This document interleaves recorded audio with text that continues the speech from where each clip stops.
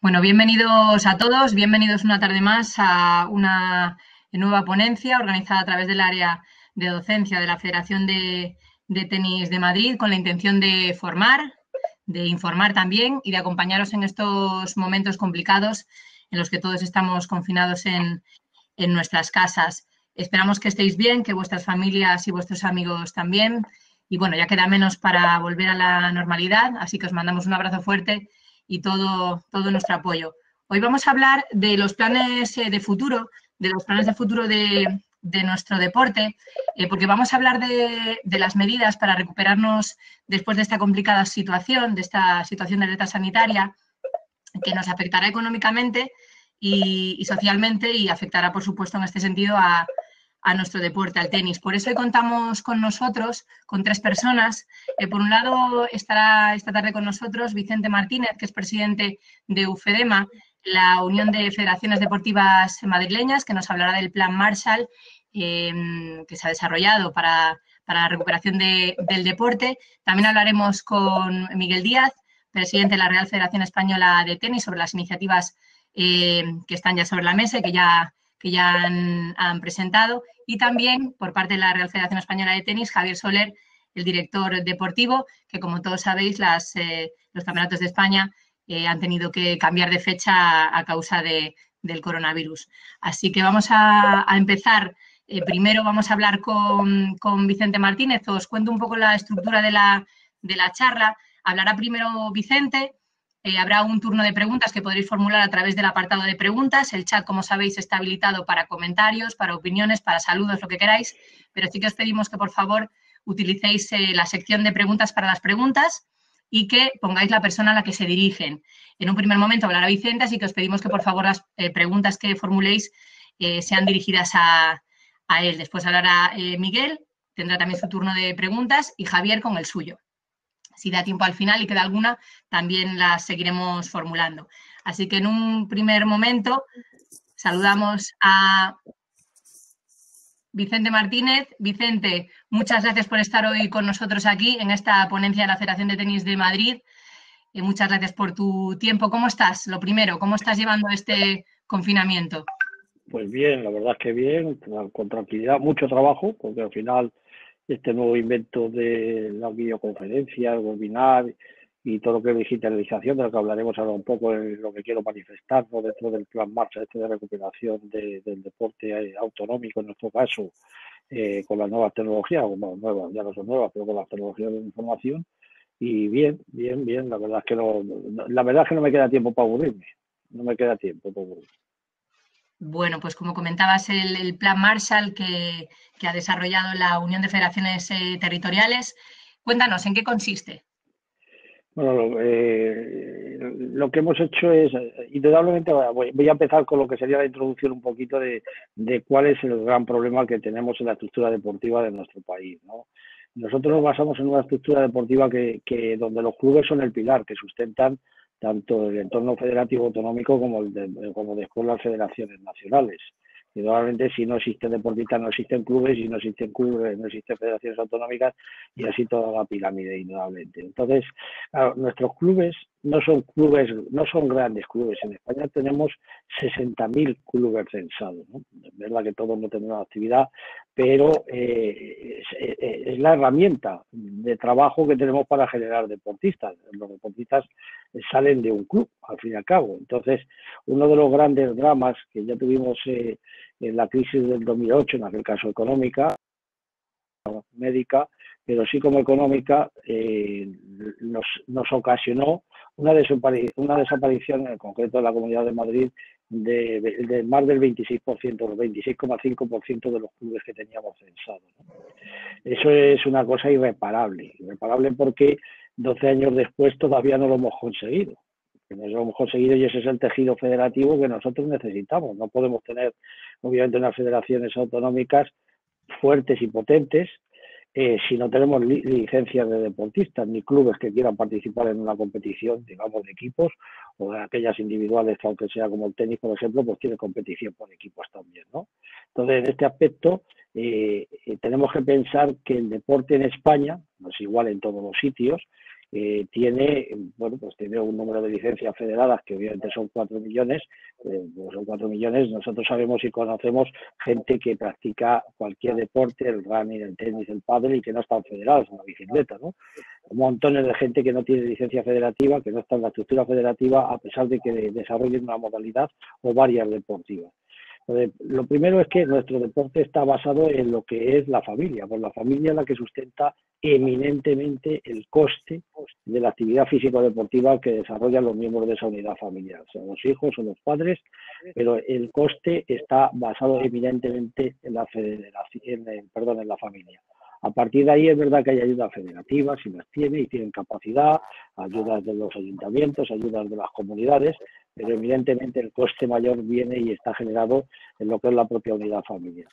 Eso conlleva que esas unidades familiares, que son las que han constituido los clubes, y muchos de nuestros clubes tienen muchísimo menos de 100 socios, de esos 60.000 que hay censados en España, en concreto en Madrid tenemos 14.000 censados y 469.000 licencias deportivas que conforman las 61 federaciones que tenemos registradas.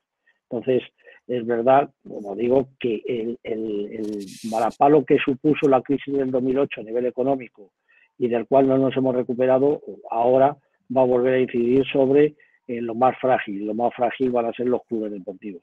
Pensemos también que si las noticias que van saliendo se confirman, nos vamos a encontrar con un panorama donde vamos a tener 1,5 millones de personas más sin trabajo.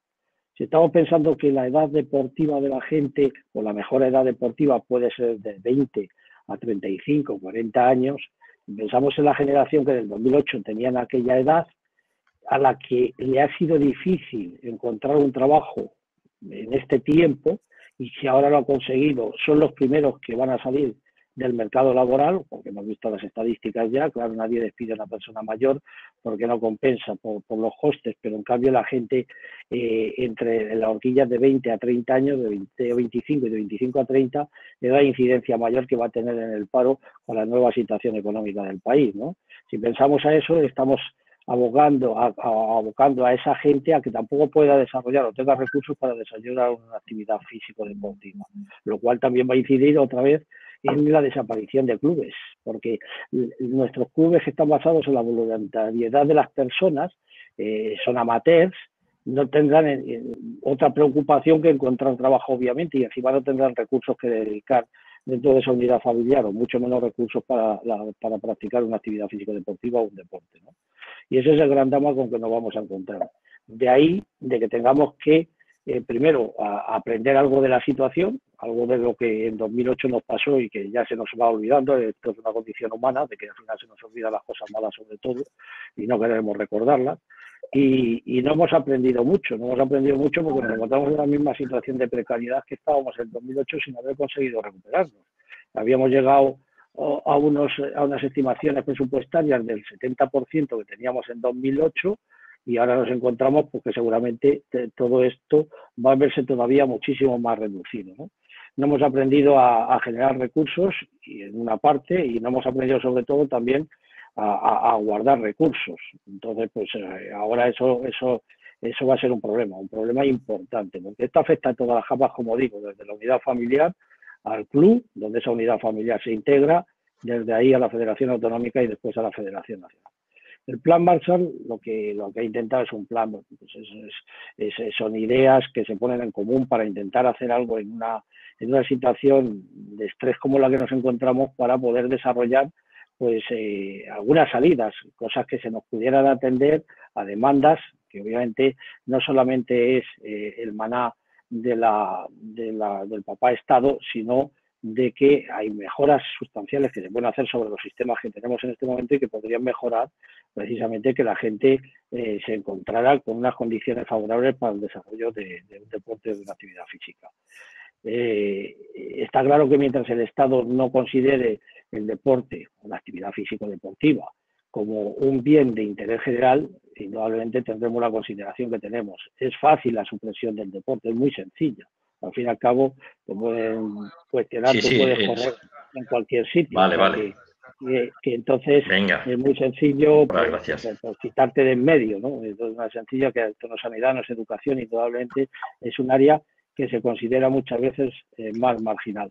Realmente no debería ser así. No es así porque es una parte de educación, como hemos dicho siempre, en valores, es una parte de salud, es una parte de ecología también, porque probablemente ahora las federaciones, esas actividades están preservando el medio ambiente de una forma importante, o sea que cumple muchísimos objetivos que deberían ser un bienestar social, un bienestar personal y al fin y al cabo una convivencia, es adaptación, es integración, bueno, pues todos esos factores que tiene de buenos el deporte como escuela de valores no se contemplan como un bien de interés, ¿no?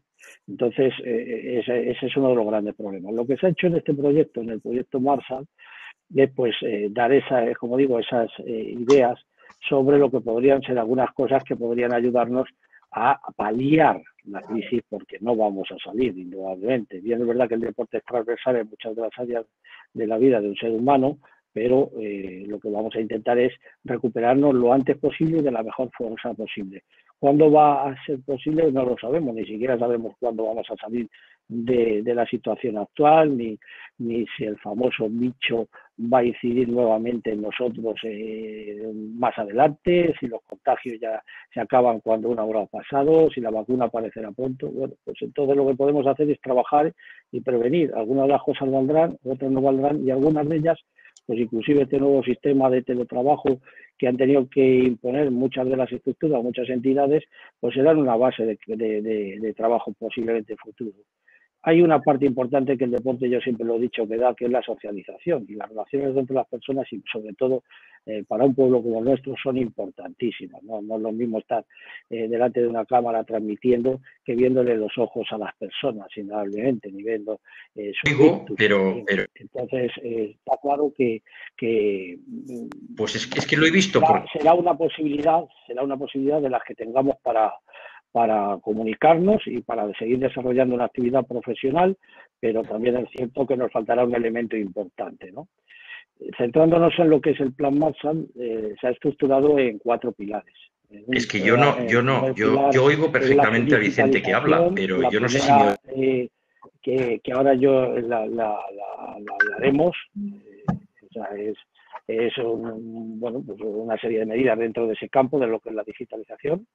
La segunda sería la fiscalidad y la tercera sería la ocupación y la cuarta desaparece y sería la desaparece. financiación. Ahora ha desaparecido. Entonces, a Ahora ese sí. respecto... Vicente, un momento solamente, que creo que está teniendo algún problema Javier. Javier, te oímos perfectamente, no te preocupes. Vamos a ir, estamos quitando los audios dependiendo quién habla, no te preocupes porque has desaparecido durante un momento, pero luego has vuelto a aparecer por tema de conexión y te escuchamos, no te preocupes. Vale, perfecto. Gracias. Perdona, Vicente, gracias. Vale, os decía que los 4 pilares sobre los que hemos basado el Plan Marshall de recuperación y transformación de las entidades deportivas después del COVID-19 serían, por una parte, la digitalización, por otra parte, la fiscalidad, la tercera sería la ocupación y la cuarta, la financiación. Entonces, con respecto a la digitalización, pues mismamente lo que estamos haciendo ahora y usando es una posibilidad, ¿no? Hasta ahora se usaba poco porque no teníamos esas disciplinas, como todo. Cuando la gente es temerosa de los nuevos elementos, de las nuevas situaciones, la gente más mayor además es menos arriesgada en ese aspecto que los jóvenes, bueno, pues cosas que no conocemos y por lo tanto las tememos. Pero en este aspecto yo creo que ahora va a ser una lección y que todo el mundo se ha tenido que poner a aprender, que a manejar y que se puede establecer una relación y tener relaciones entre muchas personas y dialogar y hablar y consensuar, no solo a través de un teléfono móvil, sino también de una pantalla con unas plataformas de videoconferencia, ¿no? O inclusive una formación como la que tenemos ahora con el webinar, pues a distancia de unos ponentes que vayan dando sus lecciones y que tú puedes interactuar con ellos a través de las preguntas. En ese aspecto, aquellas personas que tienen un club, que están en un club, que están en la federación, saben que solamente el presidente tiene capacidad de la firma digital, ¿no? Entonces, porque es el representante legal de la entidad. Pero después nos encontramos que muchos de los documentos que tienen que ser elaborados en ayudas y tal, no solo los tiene que firmar el presidente, los tiene que firmar el tesorero, los tiene que firmar el secretario general. Es curioso que el fedatario de una entidad que es el secretario general, que es el fedatario, no tenga capacidad de poder de firma electrónica en esa entidad y solo la tenga el presidente. Bueno, pues esto es una cosa que habrá que cambiar y que esto no lo está enseñando y que debería reconocerse por la administración. En este momento solamente la figura del presidente como representante legal de la entidad es el que tiene esa firma telemática, digamos, autorizada. Por otra parte, en los estatutos de nuestras federaciones y de nuestros clubes recogen que solamente presencialmente, algunos han empezado a adaptar y se han empezado a registrar de nuevo, pero la gente pues tarda en adaptarse y no lo han hecho. Entonces, las reuniones telemáticas en principio no tienen cabida como órganos de gobierno y administración en las entidades registradas, como entidades deportivas, en clubes o federaciones, si no están sus estatutos. Podrían ser denunciados, obviamente, y no tendrían validez.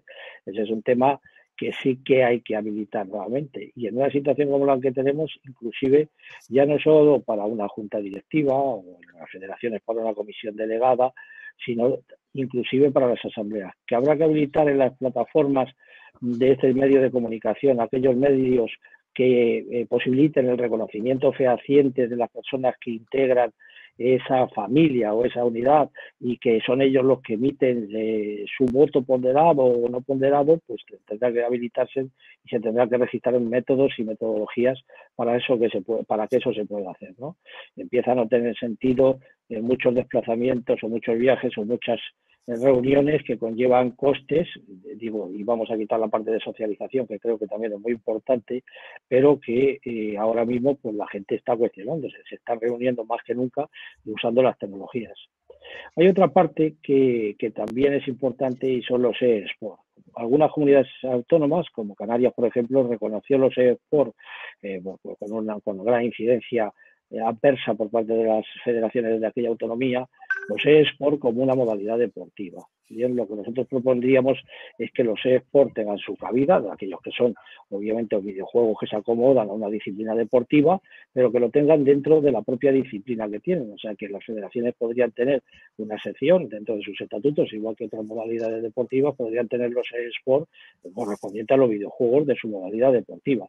No como una federación única, como recogía la ley de deportes de Canarias, pero sí que nosotros a nivel de las comunidades autónomas que formamos, la Unión de Federaciones de Comunidades Autónomas de España, sí que lo plantearíamos para que fuera una modalidad dentro de cada una de las federaciones.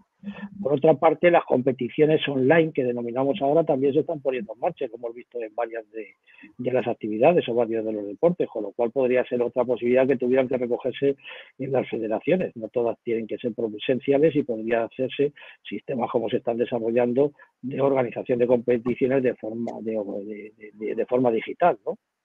Y por otra parte también la formación. Nosotros tenemos ahora una formación federativa y una formación reglada que tiene una parte presencial y una parte online.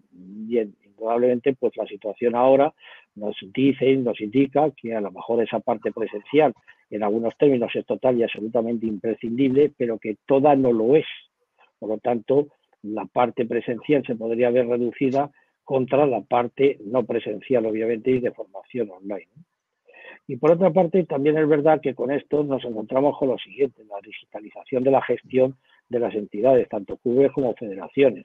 Por una parte, que hubiera un programa o un proyecto, un plan que facilitara la adquisición de medios informáticos, la adquisición, la compra, y por otra parte, tanto de la formación de las personas en esa tecnología, ¿no?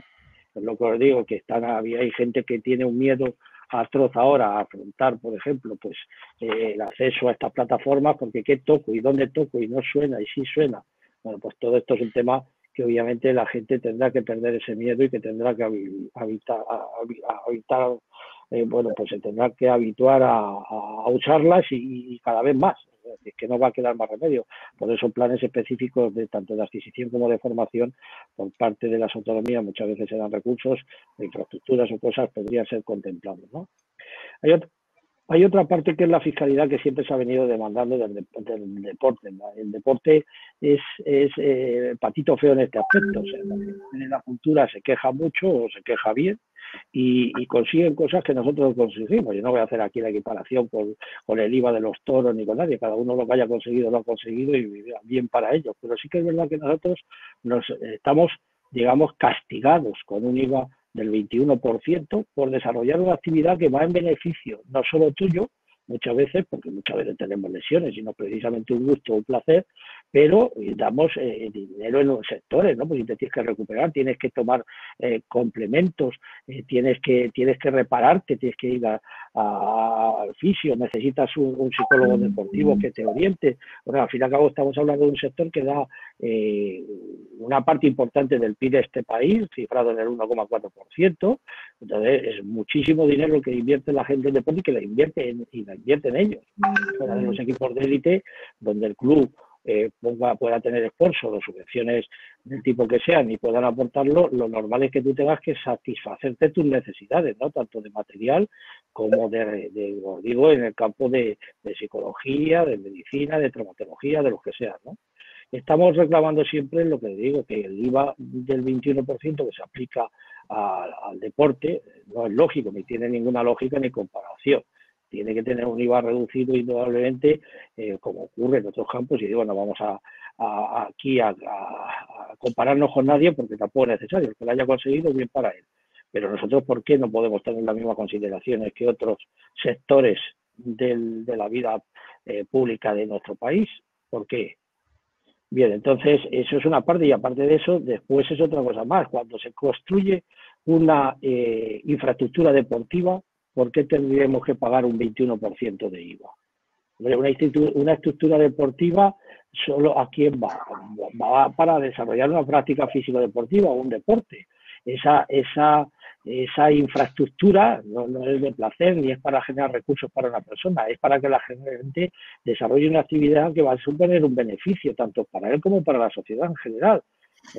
Menos problemas de salud, muchísima menos obesidad, más socialización, más integración.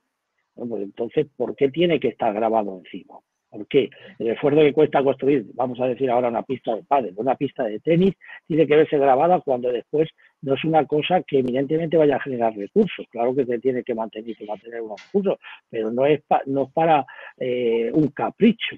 Es para una cosa que debería ser un bien, como hemos dicho, y que en principio después nos dicen que es una necesidad, ¿no? Hay que hacer actividad físico-deportiva o hay que practicar deporte. Bueno, pues dejen no hacerlo.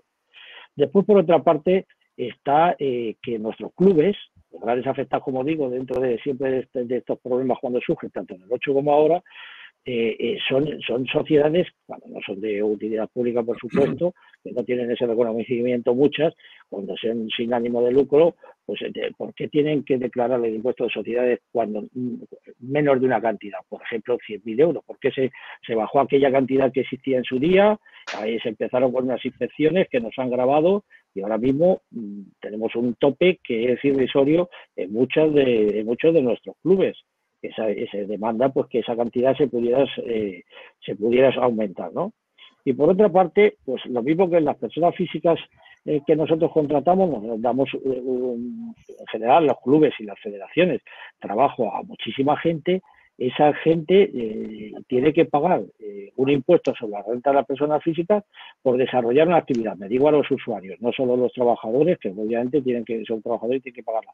Pero sí que es verdad que nosotros tenemos que adelantar las cuotas, cuando estamos en entidades sin ánimo de lucro, muchas de ellas, que no tienen beneficios o que se dedican a la propia actividad de los socios. Tenemos que adelantar las cuotas del IRPF de las personas, por ejemplo.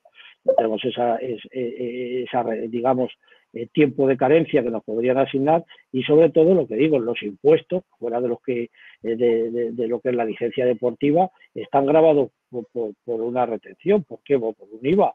¿Por qué no se puede eso suprimir? O sea, ya sé que es dinero al final todo, pero que también es cierto que ese dinero no es significativo comparado con el beneficio que se genera, ¿no? Bien, es una cosa que a ti después, cuando tú pagas una licencia o unas cuotas de un club, unas cuotas de un gimnasio, a ti eso no te repercute en ningún tipo de beneficio. O sea, es muy diferente abonar una cantidad en un plan de pensiones, por ejemplo, de jubilación, más que de pensiones, no de jubilación, que tiene una degravación fiscal, con aportarlo a una cuota de socio de un club de tenis donde vas a desarrollar una actividad o a cualquier otro espacio deportivo. ¿Por qué? ¿Por qué? Es que tampoco es comprensible, ¿no? Bien, uno de los otros pilares que decía era el de la ocupación. Con respecto al de la ocupación, indudablemente, ya lo comentan nuestros clubes, el 67,8% de los clubes nuestros tienen menos de 100 socios, ¿no? Son estructuras de pocas personas que encima hacen una actividad gratuita. O sea, si no fuera el padre el que ayuda, o la madre, o alguien, esos clubes no tendrían posibilidad de subsistir. O sea, estamos aportando unos recursos en horas de trabajo.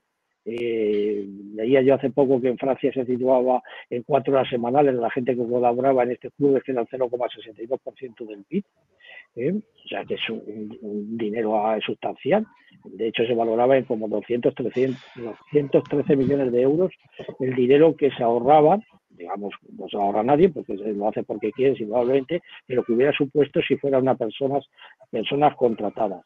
No hay ninguna atención a esas personas ni ningún tipo de reconocimiento, fuera de lo que puede ser una medalla o un diploma en una gala que haga la entidad deportiva, ¿no? Pero por parte de la administración, todo ese tipo de actuaciones que la población hace no tienen ningún tipo de reconocimiento ni contrapartida, ¿no? Entonces, es un problema que después nos encontremos con clubes que no tienen gente que pueda dirigirlos y que pueden desaparecer porque no tengan nadie a quedarse al frente de su junta directiva o como miembros de su junta directiva, ¿no? Eso es un problema. Entonces, en ese sentido, lo que se propone es, o proponemos que haya que se asimile al Real Decreto del 1529 sobre formación del año 12, la formación en centros deportivos, y no estoy hablando de las titulaciones, por supuesto, que tienen su cauce, digo lo que es la formación general. Cuando una persona aporta, ¿por qué no está en formación? Por supuesto que sí tiene que tener un reconocimiento, ¿no? Y por otra parte, lo que sería el pocket money, lo que decimos o lo que denominamos el dinero de bolsillo, o sea, cifrarlo en una cantidad, aunque sean 450 euros al mes, por ejemplo. O sea, una persona tiene que desplazarse con su gasolina. Ya sé que la gasolina se la podemos pagar con un recibo, pero que tengan que estar justificando esas cosas y que aporte, que tenga que comprar de pronto un silbato porque hace falta corriendo, o un cono para un entrenamiento, una pelota, un balón, o lo que sea, ¿no? Estamos con gente que es voluntariosa, que después pasa un ticket a caja, o es que viene sin el IVA, viene sin es que no te han puesto quién es el perceptor, o sea, y después nos encontramos con gente que está altruistamente colaborando en los clubes, ayudando, montones de gente a la cual no le podemos retribuir mínimamente porque es un perceptor, tienes que retenerle un IRPF, tiene que declararlo, y con lo cual lleva a un problema me refiero porque tiene un perceptor mayor del que tenga o otro del que tenga, o inclusive está cobrando el paro, como ocurre muchísimas veces por desgracia, que son gente que colaboran porque no encuentran trabajo, porque están cobrando un desempleo, y si le das un dinero, lo has hundido, porque lo has hecho polvo, ¿no? Entonces, en vez de poder gratificar mínimamente esa atención, nos vemos perjudicados por el sistema fiscal que nosotros tenemos, ¿no? Entonces, en ese aspecto de la financiación, pues hacíamos una serie de propuestas. Nuestro país, desde luego, no es de los que aportan un montón de dinero por habitante. Las medias son entre todas las comunidades autónomas, mal no recuerdo, y Islas Baleares es la más alta. Nosotros tenemos una media de 8 euros por habitante, cuando países de nuestro entorno están alrededor de, por ejemplo, Francia, Holanda o Suecia, entre 120 y 200 euros, de 8 a 120 o 200 euros. Yo con esto no digo que indudablemente si no te crees que esto tiene que ser un bien, pues entonces aportes, lógicamente, pero posibilita que la gente pueda tener recursos, en base a las limitaciones que hemos estado comentando ya y las que terminemos dentro de los epígrafes que me quedan por desarrollar, que podamos facilitar que este tipo de entidades, nuestro motor deportivo en el país, que son los clubes y las federaciones autonómicas, tengan esa posibilidad de subsistencia, ¿no? No se les pide más que haya una posibilidad de subsistencia. Bueno, entonces, en ese sentido, pues sería posible, indudablemente, que las federaciones autonómicas pudieran, digamos de alguna forma, acogerse al reparto de recaudación que existe sobre el juego. ¿Por qué no? Porque no se las contempla nunca, ¿no? Entonces, pues, por otra parte, hay tasas autonómicas que sí que corresponden a nuestra propia comunidad y que no hay ahí a un planteamiento nacional. El que es reducir el IVA del 21%, desde luego, lo tiene que hacer el Estado, porque es para todos nosotros. Pero de las tasas autonómicas que tienen cada una de sus comunidades, sí que se puede hacer un guiño al deporte de esa entidad.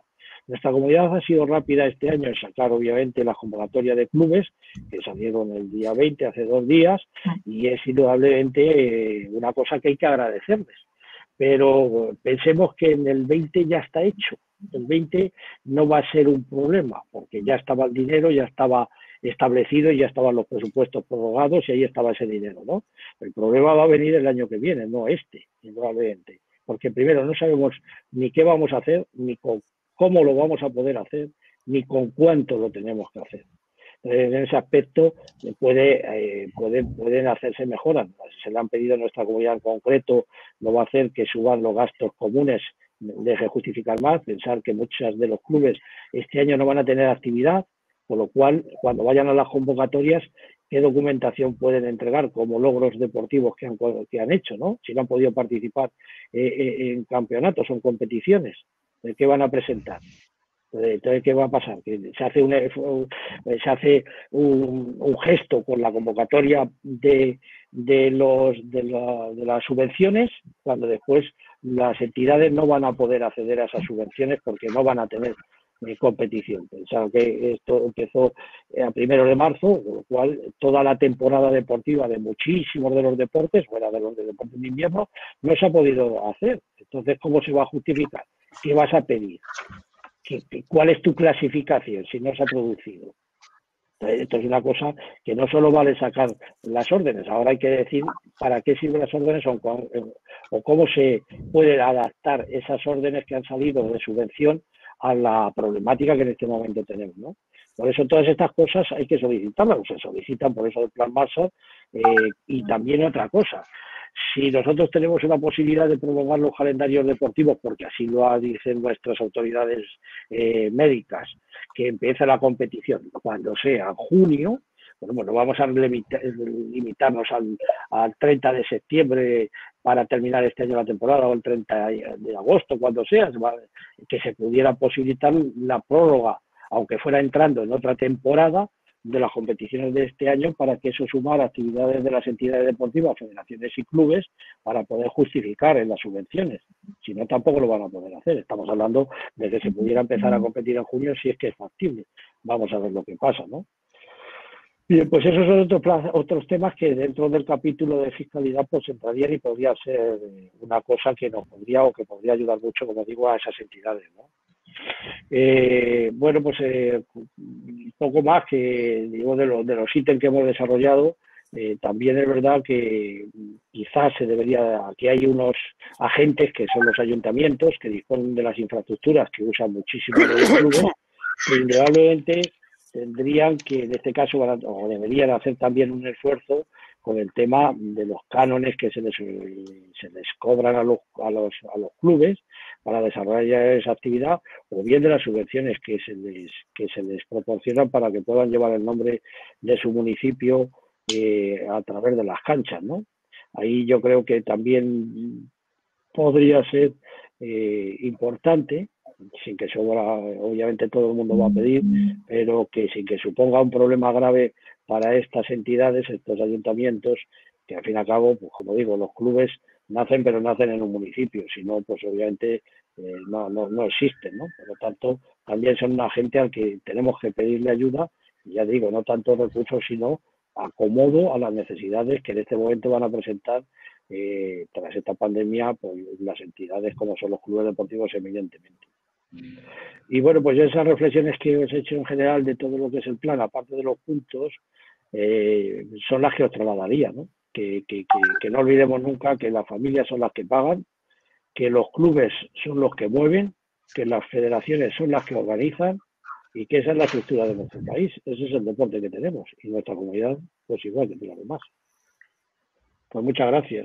Vicente, tenemos aquí una serie de preguntas que nos están haciendo las personas que nos están viendo. Te las voy a ir comentando, ¿vale? Por ejemplo, Fernando de Po nos comenta que la mejora de la fiscalidad requiere un interlocutor fuerte con el Estado. ¿Quién sería el encargado de negociarlo? Porque hay colegio de arquitectos, de abogados, ¿por qué no un colegio de profesionales del tenis, por ejemplo? Bueno, podría ser una parte, pero no solo el deporte. El tenis es un deporte más, lógicamente. Es uno de los buenos deportes de nuestro país, por suerte, para el tenis. Pero también es verdad que el interlocutor yo creo que sería en este caso quizá más la Asociación del Deporte Español, ADES, con el Consejo Superior de Deportes. Pero si el Consejo Superior de Deportes no se sienta con Hacienda, difícilmente lo vamos a resolver. Os recuerdo que el otro día, con unos movimientos del colectivo de actores, de cultura, recordad que el ministro salió ya, no me siento con Hacienda, y se ha sentado. Otra cosa que todavía no ha salido nada, pero por lo menos se han sentado. El deporte no se ha podido sentar con Hacienda nunca. Nunca. También nos pregunta David Ríos, dice, la famosa ley de mecenazgo que tanto nos hace falta a clubes y federaciones, ¿no puede ser soporte de alguna de estas medidas que indicas? Todas las instituciones Sí, claro. hablan de la ley de mecenazgo, pero ¿dónde está? ¿UFEDEMA incide en ello con la Comunidad de Madrid? A ver, está claro, además nosotros tenemos en la Comunidad de Madrid el equipo de gobierno y la parte que lleva deportes es Ciudadanos. Ciudadanos presentó en el Congreso ya a nivel nacional, porque la ley de mecenazgo es a nivel nacional, afecta, puede ser una local alguna de las partidas, pero la ley nacional, ellos presentaron una ley de mecenazgo, donaciones, mecenazgo y patrocinios, que realmente estaba bien y que nos hubiera ayudado y nos ayudaría mucho. Pasó la moción de censura aquella famosa, los cambios de gobierno, y eso se ha quedado estancado. No sé si Ciudadanos tendrá capacidad ahora de volver a retomar aquello, o el gobierno actual tiene algún interés en ese aspecto. Pero sí que es cierto que también es verdad a esa pregunta que si nosotros fuéramos un bien de interés general, obviamente tendríamos eso ya conseguido, ¿no? O sea que ahora no tenemos, porque el problema es que cuando nos aplican, o sea, nos meten de interés una competición de interés, conlleva una degradación para los que presentan o los que ponen dinero en esa actividad, pero solo y exclusivamente en esa, no es general. También podríamos hacer otra cosa, claro, obviamente, ¿por qué la partida de la renta que se destina a otras actividades que no la Iglesia puede ir en parte al deporte? Si nosotros somos un fenómeno transversal que tenemos y aglutinamos todas las sensibilidades de adaptación, de socialización, de bienestar público, de antiobesidad, de antiestrés, ¿por qué no se nos considera también? Vicente, y una pregunta más. ¿Tenéis pensado unir a todo el deporte, jugadores más conocidos incluidos, para poder hacer más fuerza ante las instituciones y conseguir que puedan aprobar todas las medidas económicas que proponéis? Pues sería uno de las grandes necesidades, porque probablemente nosotros tenemos fenómenos y uno de ellos obviamente es el tenis, ¿no? Con Rafa, pero bueno, yo creo que tanto Rafa como Gasol con la campaña que ellos han hecho con Cruz Roja, esta solidaria de su búsqueda de recursos contra el COVID, decidimos que las federaciones de Madrid, de la Comunidad de Madrid, han donado el 1,62%, bueno, parece una tontería, pero al final del dinero de sus subvenciones lo han donado a la Comunidad de Madrid para la lucha contra el COVID, ¿no? Ha sido un gesto que al final muchas federaciones pequeñitas, obviamente, para ellas suponen dinero. Y entonces sí que se ha hecho ese gesto. Obviamente nosotros no tenemos no tenemos a un Bardem o a actrices o actores muy famosos, pero sí es verdad que tenemos deportistas. Lo que pasa es que no los hemos sabido nunca negociar, digámoslo así, porque al final los políticos se ponen las medallas cuando conseguimos triunfos. Yo siempre he dicho a los políticos de nuestro país que las medallas aquí nos salen muy baratas, pero muy, muy, muy baratas, muy baratas. porque parece mentira que con la aportación que como país pública se hace, obtengamos los resultados deportivos que tenemos, ¿no? Es que somos increíbles. Pues Vicente, muchas gracias. Seguimos contigo aquí, no te vayas, porque luego si nos da tiempo seguiremos formulándote preguntas y vamos a saludar a continuación a Miguel Díaz. Hola. Miguel, presidente de la Real Federación Española de Tenis. Muchas gracias por estar esta tarde aquí con nosotros. Gracias a vosotros. Lo primero, ¿cómo estás? ¿Cómo estás llevando tú el estar en casa? Bueno, pues bien, de salud bien, gracias a Dios, y eso es importante. Aquí con mi familia salgo muy poquito, pero estoy todo el día con el ordenador. Llevo sobre todo la última semana, que es increíble. O sea, es todo el día con el ordenador, con el WhatsApp, y bueno, al final es lo que hay, ¿no? También hemos pasado por unos momentos de preocupación en la federación porque había personas pasándolo mal, como nuestro director del área médica, que es el doctor Cotorro, que estuvo ingresado y pasándolo bastante mal. Gracias a Dios ya se le dio de alta. Mi secretaria Pilar también estuvo ingresada, también está de alta. Y bueno, pues al final eso nos ha tranquilizado mucho porque hemos pasado un tiempo, pues eso, con una preocupación muy grande por ellos. Bueno, Miguel, y hemos estado hablando con Vicente del Plan Marshall. Hay gente que nos está comentando que está recibiendo, que ha recibido, que ha visto, que ya está publicado, que ya se le ha enviado al Consejo Superior de Deportes un documento que va un poco en esa línea, ¿no?, que está comentando Vicente. Sí, la verdad es que hoy mismo le hemos mandado una serie de recomendaciones al Consejo Superior de Deportes, muy en la línea de lo que ha dicho Vicente. De hecho, yo tenía muchas cosas a comentar que ya Vicente también las ha dicho aquí con el plan marcha de la Unión de Federaciones, no la madrileña, sino la de todas las territoriales, las comunidades. Entonces, sí, hoy mismo le hemos hecho llegar al Consejo ese documento un poco más específico del tenis, ¿no? Para siempre dentro de la línea de que lo primero siempre es la salud, lógicamente, y estamos a lo que marque el Ministerio de Sanidad. Lo primero, pues ver en el momento que sea posible, pues eso, unas recomendaciones para que el tenis sea de los primeros deportes o que vean la problemática del tenis distinta a quizá otros deportes para que nos permitan quizá antes que otros el iniciar la actividad. ¿En qué incide especialmente ese documento en lo que se refiere al tenis, concretamente? Bueno, en estas recomendaciones, pues mucho de lo que ha hecho Vicente a nivel fiscal, sobre todo haciendo muchísimo hincapié en el IVA, en la problemática que tienen los clubes actuales. Lo ha dicho Vicente antes, pasamos una crisis económica brutal en el 2008, se cerraron muchas empresas, muchas personas al paro, nuestros clubes perdieron mucha masa social, muchos de ellos, y claro, ahora se venía recuperando, había una recuperación importante en nuestro sector que ahora, pues con el estado de alarma y con el posestado de alarma que nos viene, pues hace que tengamos una preocupación bastante importante, porque los clubes están cerrados, muchos de ellos pues viven de sus ingresos en las clases, de los alquileres, de sus actividades, y después pues además es que a fecha de hoy nos surge una incertidumbre muy grande, y es que tampoco sabemos cuándo vamos a empezar a funcionar, porque si esto dijéramos, no, el 10 de mayo en marcha, pero es que no lo sabemos, no sabemos si el 10 de mayo, no sabemos si el 10 de junio, si el de julio. Entonces, claro, eso además crea una incertidumbre tremenda, ¿no? Nosotros pedimos una serie de ayudas porque, claro, estos técnicos, estos clubes, pues tienen a sus técnicos también parados, los jugadores metidos en casa sin poder generar recursos porque no pueden competir, los árbitros también profesionales sin poder también ejercer su actividad. Es decir, está ahora mismo todo el mundo parado y eso es un problema. Nosotros, claro, tenemos una red fantástica de 1.200, prácticamente 1.200 clubes de tenis.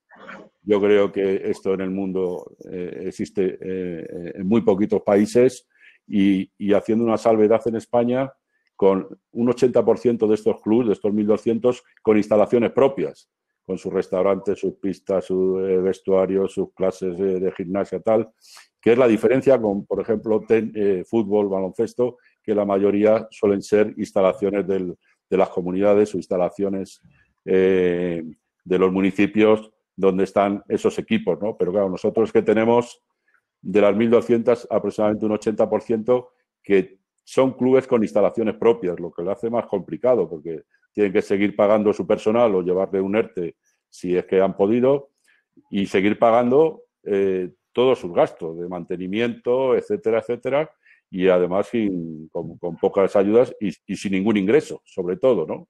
Entonces, bueno, eso complica un poquito más, al tener esa instalación propia, complica un poquito más el poder tener una cierta viabilidad, ¿no?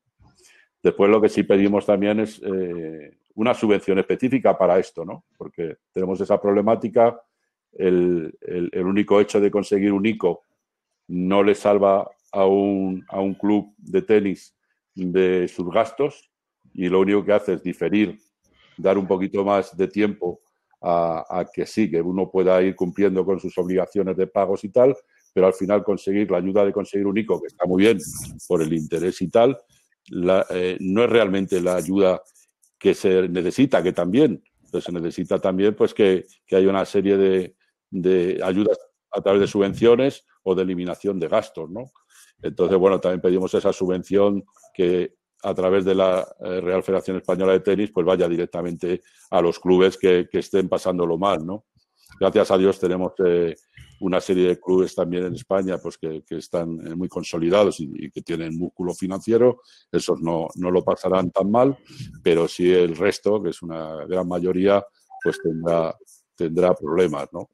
También les mandamos un protocolo específico de lo que son la actividad de nuestro deporte y lo que nos hace diferente de quizás otros deportes, ¿no? Nosotros, como decimos, una pista, pues eso, tiene 800 metros, los jugadores están a una distancia muy grande, hablamos de unos protocolos de desinfección, de limpieza, de lo bueno que tienen que utilizar los jugadores, los empleados, los usuarios, etcétera, ¿no? Pues con mascarilla, geles, guantes, tomas de temperatura en la apertura de los clubes también, ¿no? Y algo que si pudiera ser, pues sería fantástico, es tener la disposición en todos los clubes nuestros de tenis de poder realizar unos test rápidos, ¿no?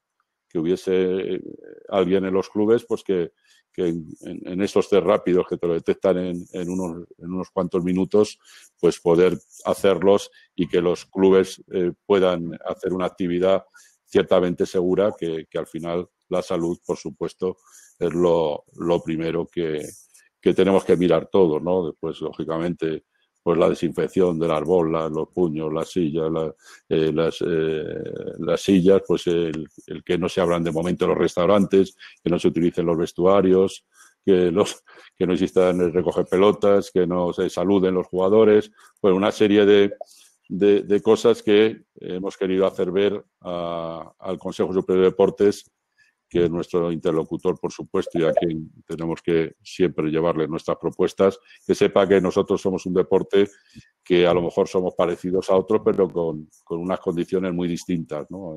Y eso es lo que le hemos querido llevar con este protocolo que hemos enviado hoy al Consejo. Sí, porque decías, Miguel, que realmente eso, somos iguales que otros, pero somos diferentes. Eso puede ayudar a que podamos volver antes a las pistas, por eso que comentabas de la distancia, es un deporte individual, se corren menos riesgos a la hora del miedo a los contagios, ¿no? Yo entiendo que sí, no es lo mismo un deporte individual como el nuestro que un deporte por equipos, que está todo el mundo lógicamente en contacto, ¿no? Nosotros, sí, pues con otros deportes también, que son deportes individuales, tenemos que tener otra visión en cuanto al desconfinamiento de futuro, en lo que cuando esas medidas se vayan a tomar, ¿no?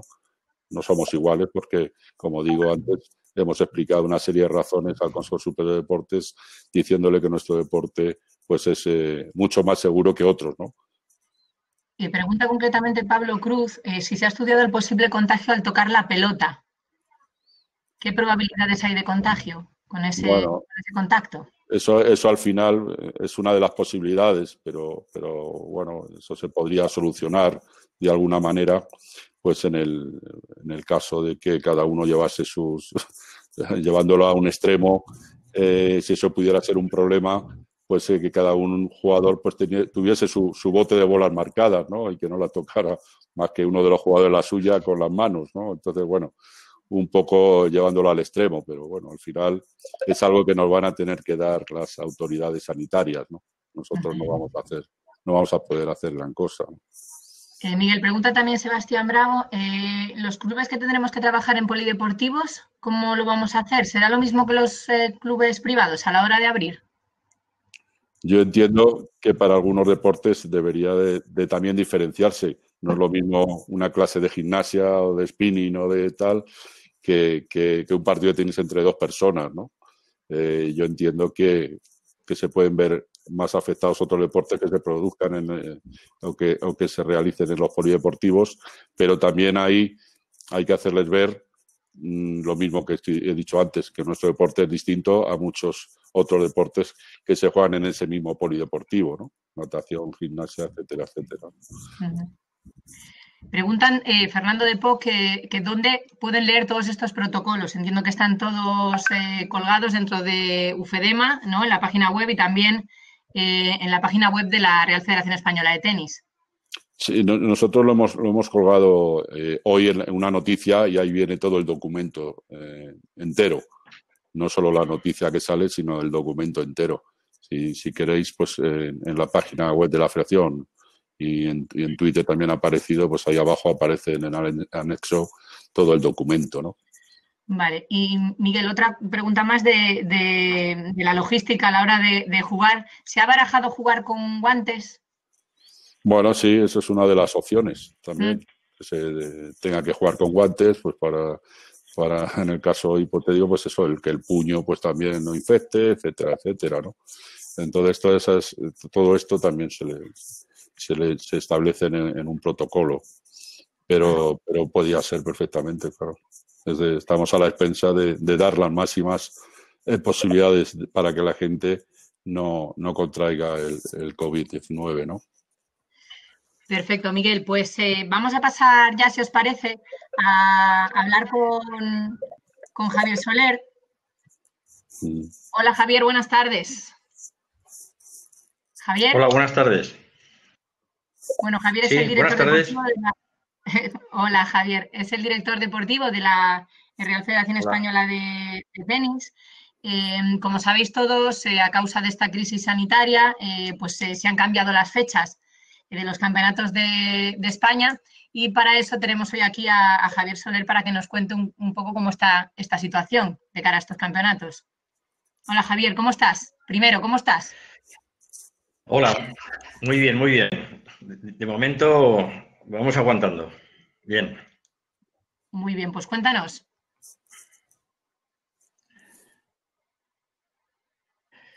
Bueno, en primer lugar, referente al tema de los campeonatos de España, nosotros siempre, en el caso de los campeonatos de España juveniles, siempre los programamos en el verano, porque lógicamente los chicos y los niños en periodo vacacional pues tienen más facilidad para poder jugar que si montas un campeonato de España, organizas un campeonato de España en periodo escolar, ¿no? El problema es que la crisis del coronavirus nos ha pillado un poco en una situación difícil porque nosotros los primeros campeonatos de España juveniles que teníamos programados eran el Campeonato de España individual alevín y el Campeonato de España individual cadete.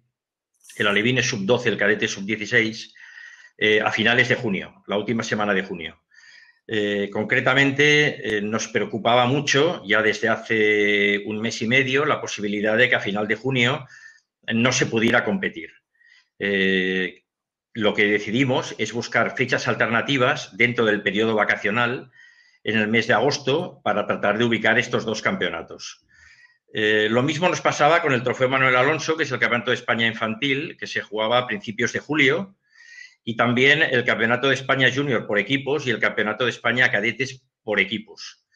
Esos 5 torneos, conjuntamente con los 2 que mencionaba anteriormente, se jugaban final de junio, principio y mediados de julio, y los hemos retrasado a agosto y primera quincena de septiembre. Los 2 primeros en comenzar, el día 10 de agosto, del 10 al 16 de agosto, está el Campeonato de España Junior en el Real Zaragoza Club de Tenis y el Campeonato de España Infantil por equipos, el Trofeo Joan Comta, en el Club Tenis de la Salud en Barcelona. Como veréis, en los campeonatos que ahora os estoy notificando, hemos siempre tenido la precaución de que no se solapen unos con otros. Es decir, que en ningún caso el Campeonato de España Infantil y el Campeonato de España Cadete se pudieran disputar en la misma. Hay muchos jugadores de 14 años que no podrían disputar el cadete porque estarían disputando su propio campeonato. De tal forma que los hemos ordenado de tal manera para que no se solapen unos con otros. La siguiente semana, del 17 al 23 de agosto, vamos a tener el Campeonato de España Individual Junior en el Club Tenis Reus Monteros de Tarragona y el Campeonato de España por equipos Alevín, el Trofeo Tono Páez, que se juega en el Club Cordillera en Murcia. Como veis, el Alevín y el Junior tampoco se solapan. Del 24 al 30 de agosto vamos a tener el Campeonato de España Individual Cadete, ese que he dicho antes que se jugaba a final de junio, lo vamos a tener del 24 al 30 de agosto en el Club Tenis Majadahonda, en Madrid, en el Internacional. Y este club, este campeonato en concreto, el cadete, va a tener fase previa. Nosotros ya desde hace 2 años introducimos las fases previas en los campeonatos de España cadete y junior. Este que se va a jugar en el Club Internacional de Tenis en Majadahonda, es del 24 al 30, pero la previa se jugará el 22 y el 23. Asimismo, la misma semana, del 24 al 30, tendremos el Campeonato de España Individual Alevín, que se juega en la Academia Sánchez Casal, en el Prat de Llobregat. Los siguientes en disputarse, del 31 de agosto al 6 de septiembre, vamos a tener el Campeonato de España Individual Infantil, el Trofeo Manuel Alonso, en el Club de Campo de Madrid, que este se jugaba a principios de julio. La semana del 7 al 13 de septiembre vamos a tener el Campeonato de España por equipos infantil de comunidades autónomas en la Academia Equelite Juan Carlos Ferrero en Villena, en Alicante. Y del 14 al 20 de septiembre tendremos el Campeonato de España por equipos de cadete, la Yellow Cup, que se juega en el Atlético Tarrasa en Barcelona. Este campeonato también se jugaba a finales de junio. Esto en lo que hace referencia a los campeonatos juveniles. Nosotros tenemos mucho interés en que estos campeonatos se puedan celebrar porque sería una pena tener que cancelar campeonatos de España cuando se llevan tantos y tantos años realizándose. Bien, es verdad que si el 10 de agosto, que son los 2 primeros campeonatos que se disputan, no los vamos a poder disputar, probablemente no nos quedaría otra que tener que cancelar. Pero bueno, yo soy optimista. Pienso que para entonces la situación se habrá regularizado bastante y podamos ya empezar a disputar los campeonatos, obviamente con precauciones, pero quizás con una cierta regularidad. Tenemos que tener en cuenta que los campeonatos de España, en los cuadros, en las pruebas individuales, tenemos cuadros de 64 jugadores masculinos y 64 jugadoras. Por tanto, hemos de entender que estos jugadores van con acompañantes, van con entrenadores, es decir, que podría darse el caso de que se tendría que tratar de limitar un poco la afluencia de gente para poder disputar estos campeonatos con una cierta seguridad. Bien, es cierto que nosotros seguimos siempre las indicaciones del Consejo Superior de Deportes. Si el Consejo Superior de Deportes nos prohibiera que esos campeonatos se pudieran celebrar, no los celebraríamos. En cualquier caso, nosotros, aparte de seguir, obviamente, las directrices del Consejo Superior de Deportes, si viéramos y detectáramos que puede haber riesgo, pues seríamos los primeros. En principio no los realizaríamos. Hay otros campeonatos que sí que nos han pillado un poco en las fechas del confinamiento, ¿no? Como por ejemplo el Campeonato de España por equipos femenino de más 40, 50, 55, 60, 65, 70 y 75, previsto para del 2 al 9 de mayo en el Club Font de Sacala en Mallorca. La fecha está por concretar cuándo la vamos a disputar, pero va a ser con toda seguridad en el último cuatrimestre del año. Luego también tenemos los campeonatos de España por equipos femenino, perdón, femeninos y masculinos, femeninos más 35 y masculinos 35, 55 y 75, que lo teníamos que haber celebrado del 8 de marzo al 10 de mayo, eso es en formato de casa fuera, o sea, juegas dentro o juegas fuera, cada 2 fines de semana, en el cual solamente nos dio la posibilidad de disputar la primera ronda el 8 de marzo y lo reanudaremos a partir del 13 de septiembre. Los campeonatos de España por equipos masculinos más 45, 65 y 85, previstos para comenzar el 5 de abril hasta el 7 de junio, también en formato de casa fuera, o sea, puedes jugar dentro, puedes jugar fuera, cada 2 fines de semana se disputará a partir del 25 de octubre. Los campeonatos de España masculinos por equipos de 40, 60 y 80, estos se mantienen previstos en el calendario porque empezaban el 20 de septiembre. Los campeonatos de España por equipos masculinos más 50 y más 70 se mantienen en el calendario como estaban previstos. Luego están los campeonatos de España absolutos de la categoría seniors, donde ahí en individual coge todas las categorías. Este campeonato se iba a disputar en el Club Tenis Llafranc del 20 al 30 de mayo y finalmente lo vamos a disputar la semana del 14 o del 20 de septiembre. Está por confirmar todavía. Luego también, ya para finalizar, los campeonatos de España por equipos absolutos, masculinos y femeninos. Sabemos que tienen 3 categorías, primera categoría, segunda y tercera. Los campeonatos por equipos, los campeonatos de España por equipos de segunda categoría femeninos van a empezar el 5 de septiembre, esos se mantienen, y los campeonatos de España por equipos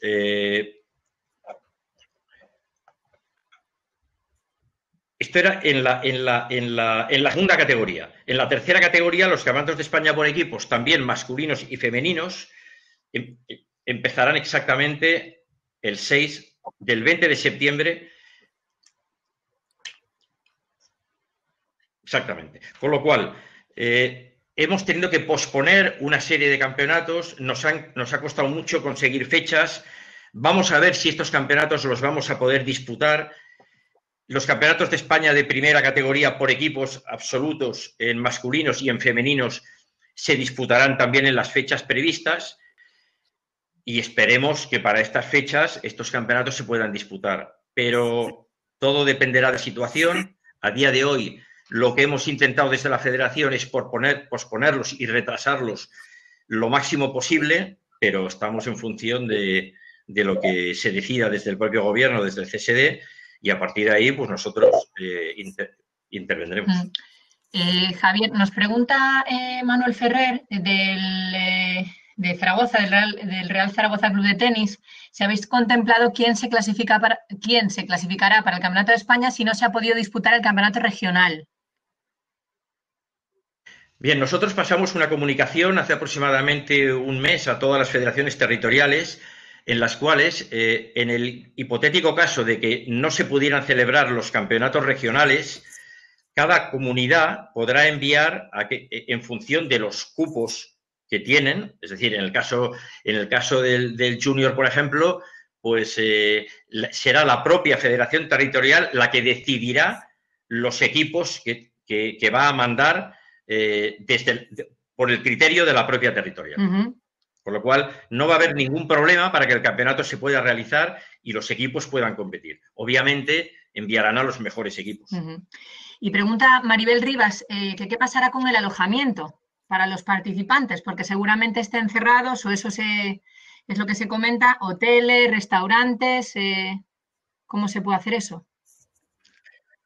Bueno, eso es un problema, pero a día de hoy, pues los propios clubes organizadores tienen sus alojamientos reservados.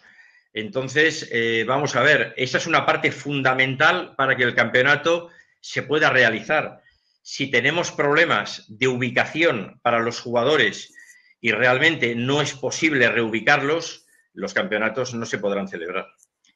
Claro, es que pregunta incluso Julián García que si en cafeterías o vestuarios si se podrán jugar, claro, ya no solo los restaurantes, no solamente los alojamientos, sino todo lo que rodea también a una instalación, ¿no? A un club de tenis. Claro, vamos a ver para esas fechas cómo está la situación. Por eso dependemos mucho de la información que recibamos por parte del Consejo Superior Con el tema del vestuario y el tema del bar, quizás no me preocupa el tema del alojamiento, porque un jugador pues puede venir cambiado desde su alojamiento, disputar el partido y luego volver a su alojamiento y ducharse, ¿no? Es decir, es mucho mejor si tienes el vestuario, obviamente, en tu propio club, pero si no, creo que esta no sería una causa tan definitiva como sí la del alojamiento. Nos pregunta también Pedro Muñoz si el Campeonato Absoluto de España se podrá celebrar este año, si se ha contemplado. Bueno, nosotros, en principio, el Campeonato de España Absoluto dejamos de contemplarlo ya hace un par de años porque era un campeonato muy costoso para la federación, tenía un coste muy, muy elevado y era prácticamente imposible conseguir que los mejores jugadores o grandes jugadores de este país puedan jugar. Nosotros no lo tenemos contemplado para este año, pero sí tenemos contemplados una serie de torneos para que nuestros jugadores internacionales y también nacionales puedan competir. Pero en principio el Campeonato de España Absoluto individual no lo tenemos contemplado. ¿Y sabéis, pregunta Juan Francisco Alvariño, si las IBP Tennis Series tienen planificado disputar torneos? Perdona, no te he entendido la pregunta. Las IBP Tennis Series si tienen planificado disputar algunos torneos este año. Bueno, si están en el calendario de su comunidad, no tienen por qué no tienen por qué tener problema para poderse disputar. Es decir, en el momento que se abra la veda para poder competir, automáticamente se respetará el calendario. Hay que ver, en función de las restricciones que nos marque el Consejo Superior de Deportes, si un club podrá coger una competición o no, en función de esas medidas.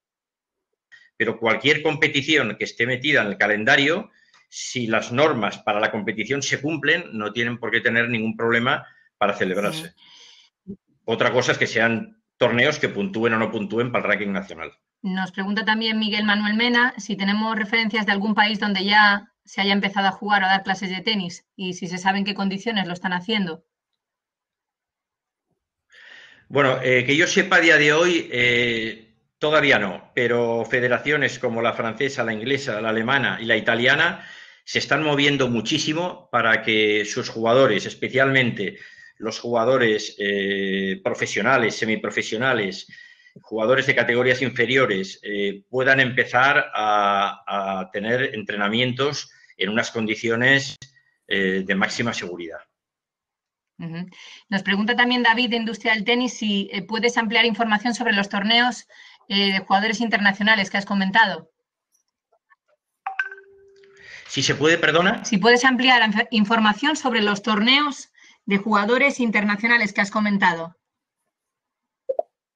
A ver, los torneos internacionales, todo lo que depende de ATP, WTA, ITF y Tennis Europe, sobre todo ITF y Tennis Europe, hasta el 13 de julio, que es la última noticia que nosotros recibimos, todas esas competiciones están absolutamente todas canceladas.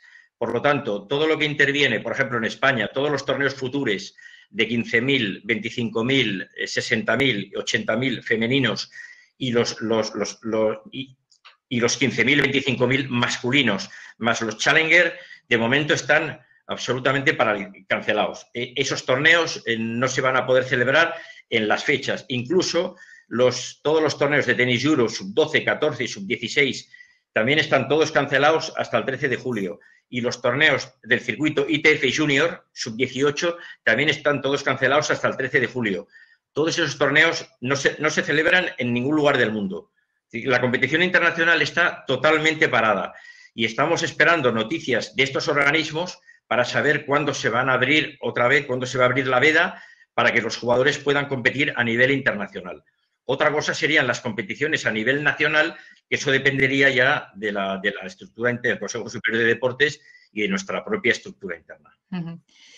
Javier, nos pregunta también José Luis Martí, dice, buenas tardes, si se pudiesen disputar los campeonatos, si se tuviesen que limitar los acompañantes, por ejemplo, el caso de los entrenadores, ¿sería posible retransmitir los partidos online, por ejemplo, para que los entrenadores luego puedan hablar con sus jugadores o para que los puedan ver también los familiares? Claro, nosotros estudiaríamos la posibilidad, llegado el momento, de que los partidos se pudieran retransmitir por streaming. Pero claro, es muy difícil poder retransmitir todos los partidos. Piensa que en los campeonatos de España, como mínimo, tienes 8 pistas que están compitiendo simultáneamente con más o menos entre 6 y 7 turnos cada pista. Sí. Con lo cual va a ser muy difícil que en todas las pistas pueda haber streaming y se puedan ver todos los partidos. Yo, sinceramente, a la hora de hablar de acompañantes, siempre preferiría que el jugador, en este caso, fuera con su técnico. En el caso de que se tuvieran que limitar los acompañantes, pues quizás sería mejor que el jugador o la jugadora fuera con su técnico y no tanto con sus padres, porque quizás su técnico va a poder ayudarle más en el torneo y puede ser una persona más decisiva. Uh-huh. Javier, pregunta también Pablo Cruz si se tiene alguna información sobre la posibilidad de que se realice el Mutua Madrid Open, que sabemos que se va a jugar de manera virtual, pero que se pueda jugar después de verano, aunque sea en un formato benéfico, o incluso la Copa Davis. Bueno, nosotros estamos a la espera. Es que ni ATP, ni WTA, ni ITF se han pronunciado al respecto. Nosotros tenemos algunos torneos del circuito Challenger que teníamos que haber celebrado esta primavera y no hemos podido, y estamos tratando de posponerlos para el último trimestre del año. Hemos solicitado incluso fechas al ATP, pero de momento estos organismos no contestan. Están todavía pensando qué es lo que van a hacer, están viendo si algunos torneos los pueden reposicionar y esperemos que nos den alguna información al respecto. Referente al Mutua de Madrid, pues no te puedo decir. No sé tampoco si realmente el torneo ha solicitado un cambio de fechas o simplemente ya se cancela para realizarse en el 2021. En el hipotético caso de que el Mutua de Madrid hubiera solicitado postergar la fecha, es decir, tratar de celebrarse en el último trimestre del año, tendría que ser el ATP quien lo notificara y que nos dijera pues que ese torneo u otros torneos se van a celebrar. En el caso de la Copa Davis, pues es lo mismo, depende de la Federación Internacional de Tenis. En principio está previsto que se juegue a final de noviembre. Hombre, a mí me gustaría pensar que a final de noviembre la cosa está bastante regularizada y hombre, a lo mejor limitan un poco el aforo todavía, quizás hay algunas medidas de seguridad, pero todo irá en función de esto. Es decir, que yo espero y deseo que se pueda jugar la Copa Davis, obviamente, porque además nosotros tenemos un equipo muy competitivo, como ya lo demostramos el año pasado, y tenemos opción pues a intentar volver a ganarla otra vez, pero todo dependerá de los organismos internacionales, de lo que nos digan. Ahí nosotros no podemos intervenir. Perfecto, pues Javier, muchísimas gracias. No sé si queréis aportar alguna cosa más antes de cerrar, Miguel. Bueno, ¿se me oye? Sí. Sí, se te escucha bien. Bueno, yo lo único que es decir que, claro, nosotros ahora mismo también estamos expectantes, ¿no? Tenemos una cierta incertidumbre durante el año 20 de cuándo se van a poder reactivar los torneos y entonces también tenemos una cierta incertidumbre con la Copa Davis, que es un torneo que se celebra en España, que además somos los campeones y que para la economía de la federación también es una parte importante de nuestro presupuesto, los ingresos que generamos por la Davis, ¿no? Ahora mismo estamos estudiando una serie de ayudas de unos circuitos nacionales, previendo de que ATP, WTA e ITF suspendan todas las actividades durante este año 2020 y no se pueda jugar un torneo internacional por el cierre de estas fronteras, y estamos viendo precisamente esas ayudas para hacer circuitos nacionales, ¿no? Donde por lo menos nuestros jugadores pues no pasen un año sin actividad y tengan esas posibilidades de competir entre ellos. Un circuito para los top 100, otro circuito o pruebas para los que van del 90 al 500 ATP. Bueno, un poco esto es lo que estamos estudiando, con una serie de ayudas también pues para los demás estamentos que componen nuestra federación, ¿no? Nosotros hasta ahora, año 2019, lo cerramos con una pirámide de torneos que yo creo que no existe en el mundo. Nosotros somos unos privilegiados, quizá Estados Unidos sí, Estados Unidos nos pueda estar por delante, pero al final España es un paraíso para el tenis. Y eso es lo que quiero también muchas veces cuando escucho a algunas personas hablar hoy qué bien lo hace la Federación Italiana, la no sé qué. Digo, pero con 10 veces menos de presupuesto, la red de torneos que tenemos en España, los clubes con sus técnicos, no existe una red de clubes en el mundo. Y como digo, la red de torneos, uno se pone a mirar los torneos desde las edades pequeñas, Tenis Euro, de sus 12, sus 14, sus 16. España es la primera de Europa de Tenis Euro en esas categorías, empatada con Alemania y con Italia, pero en esa categoría España está con unos recursos mucho menores en primera posición. Subimos escalones, nos vamos a los ITF Junior, sus 18 masculino y femenino, y volvemos a ser los primeros de Europa en torneos de esa categoría en tierra española. Y seguimos subiendo en futures, y en chicas estamos cuartas, pero en chicos, quitando a los dos resort que lo hacen en el norte de África, pues para sus temas, no realmente para promocionar a sus deportistas, sino por simplemente tema de turismo. Después está Estados Unidos y está España a nivel de futures masculinos, con una diferencia importante con Italia y con otros países, como digo, mucho más superior, que tienen más challengers, sí, pero la pirámide de torneos que tenemos en España, que un jugador se pueda formar en nuestro territorio con nuestros magníficos técnicos, con nuestros magníficos clubes, no existe. No existe porque Estados Unidos, que puede estar ahí, tiene una dimensión de kilómetros que no es lo mismo viajar por España que viajar por Estados Unidos, ¿no? Entonces, yo creo que tenemos que ser conscientes y en el futuro no perder esta red de torneos en los que involucramos a los clubes, a los técnicos, a los jugadores y a las federaciones territoriales y a la Federación Española, para que todo esto no sufra daños con este problema que tenemos actualmente y que sigamos siendo una potencia en la pirámide de torneos y que sigamos siendo, digamos, un país en el que todos los jugadores que quieren formarse desde pequeños vean que es el mejor con diferencia para poder formarse, ¿no?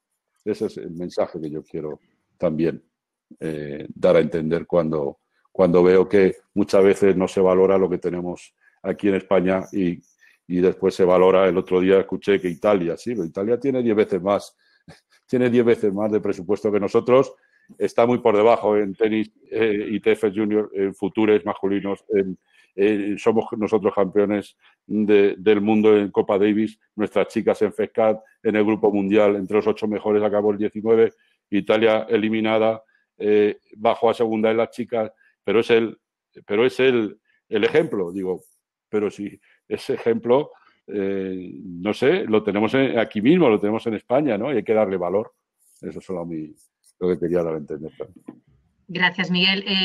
Javier, una cosa, nos preguntan que si están publicados los cambios de fecha, están publicados hace unos días que ha salido, ¿verdad? Están en la web de la Federación, de la Real Federación Española de Tenis, los cambios de los campeonatos de España. Sí, los campeonatos de España juveniles están ya publicados y el resto de campeonatos también, pero nos queda alguna fecha que poder concretar.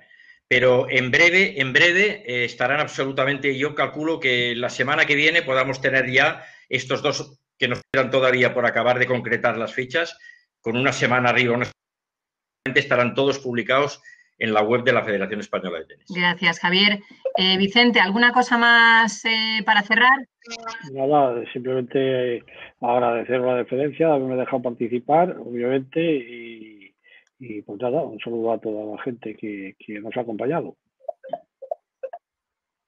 Estupendo, pues muchas gracias, Vicente, presidente de UFEDEMA, muchas gracias, Miguel Díaz, presidente de la Real Federación Española de Tenis, muchas gracias, Javier Soler, director deportivo, también de la Real Federación Española de Tenis, muchas gracias a todos. Esta ha sido una ponencia más formativa, informativa en este caso, sobre los planes de futuro y las iniciativas y acciones que están ya sobre la mesa, que se le han hecho llegar ya al Consejo Superior de Deportes. Esperamos que lleguen todas a buen puerto y que de esta manera podamos mejorar el futuro de nuestro deporte. La semana que viene, hoy es miércoles, el viernes tendremos una nueva ponencia que será sobre el tenis base, el pilar de nuestro deporte, el viernes a las 5:30 de la tarde.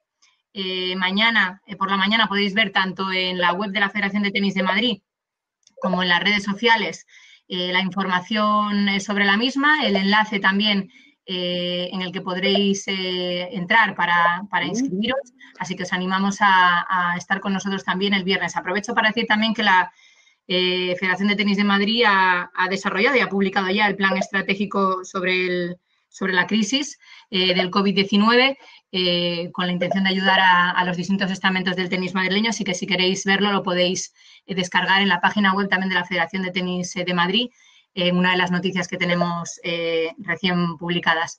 Muchas gracias a todos por estar ahí. Os esperamos el viernes en la próxima ponencia sobre el tenis base. Muchas gracias a los 3 ponentes de hoy por estar aquí con nosotros. Nos vemos el viernes. Gracias a vosotros. Muchas gracias.